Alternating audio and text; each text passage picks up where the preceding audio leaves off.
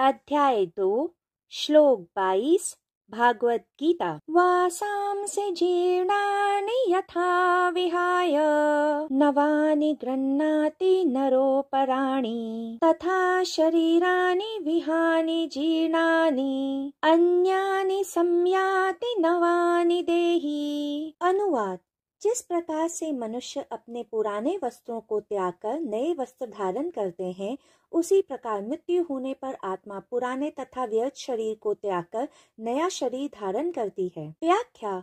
श्री कृष्ण अर्जुन को वस्त्र का उदाहरण देकर भौतिक शरीर की वास्तविकता दर्शाने का प्रयास कर रहे थे। वे कह रहे थे कि भौतिक शरीर को तुम वस्त्र की तरह समझो, पर क्या हमने अपने भौतिक शरीर को कभी अपना वस्त्र समझा है जिसे हम धारण किया करते हैं, पहनते हैं? नहीं, हमने तो अपने भौतिक शरीर को ही मैं मान लिया है। जब प्यास लगती है तो ऐसा नहीं लगता है कि प्यास लग रही है, हमें लगता है कि मुझे प्यास लग रही है। मैंने एक सिद्ध योगी की कहानी सुनी थी, जिन्होंने अपने शरीर से कुछ इस तरह दूरी बना ली थी कि वे वस्त्र तक नहीं धारण किया करते थे। एक दिन वह एक उद्यान से होकर जा रहे थे।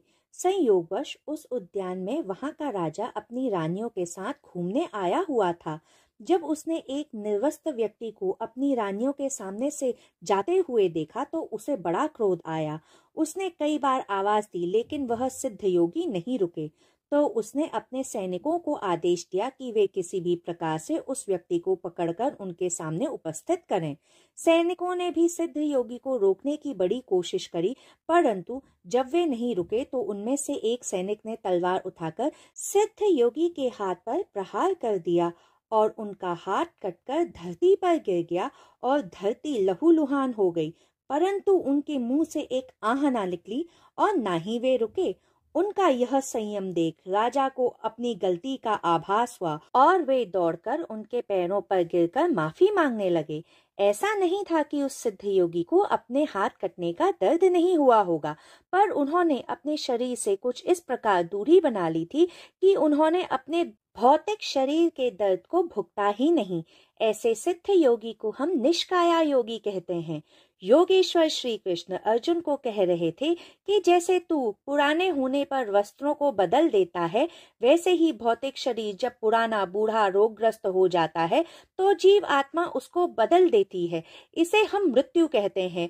और जैसे हम पुराने वस्त्रों की जगह नए वस्त्र धारण कर लेते हैं, वैसे ही जीव आत्मा, जिसे हम देही कहते हैं, वह पुराना देह त्याग कर नया देह धारण कर लेती है, जिसे हम जन्म कहते हैं।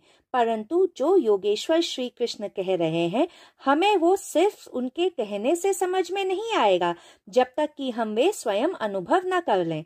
स्वयं अनुभव करने के लिए हमें अपने भीतर झांकना ही पड़ेगा। आध्यात्मिक ज्ञान प्राप्त करने के लिए हमें स्वयं प्रयोगशाला बनना पड़ता है। एक जगह शांति से अपनी आंखें बंद कर बैठिए और अपने भीतर झांकिए।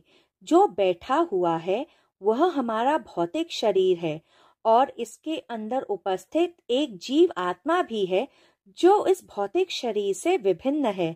फिर जब चलिए तो देखिए, जो चल रहा है वह भौतिक शरीर है और जो इसके अंदर उपस्थित है, जो अचल है, वह जीव आत्मा है।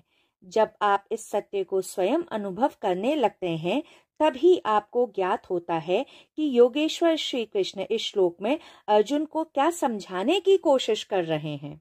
अगर आपको मेरे इस श्लोक की व्याख्या पसंद आई हो तो कृपया कर मेरे चैनल द मिस्टिक डीमिस्टिफाई को लाइक, शेयर और सब्सक्राइब करें। जय श्री कृष्ण।